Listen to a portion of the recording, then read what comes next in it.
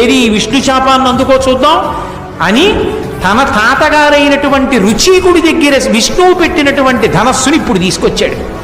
తన తండ్రి జమదగ్ని దగ్గర ఉన్నది తనకి ఇచ్చాడని చెప్పి పట్టుకొచ్చాడు.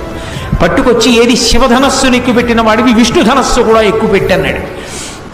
ఆయన వెంటనే విష్ణు చాపాన్ని అందుకున్నారు. బాణాన్ని సంధించు అన్నాడు.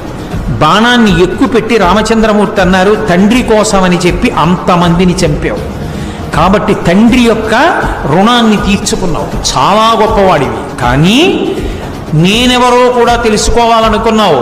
ఇది విష్ణు చాపం, దీనికి బాణాన్ని సంధించాను కాబట్టి ఈ బాణాన్ని నేను విడిచిపెట్టేయవలసిందే, దీన్ని ఉపసంహారం చేయడం కుదరదు.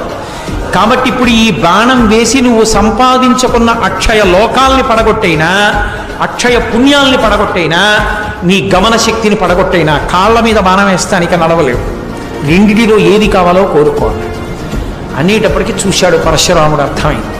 కృష్ణ భగవానుడు అప్పుడు అగస్త్య మహర్షి ఆశ్రమంలో కృష్ణ మంత్రాన్ని ఉపదేశం పొందితే ఆవేశించి చెప్పాడు కదా, భవిష్యత్తులో విష్ణు శాపాన్ని ఎవరు పట్టుకుంటారో అప్పుడు నీ ఆవేశాలన్నీ తొలగిపోతాయి, పర్వతం మీద తపస్సు చేస్తావు ఇంకన్నాడు.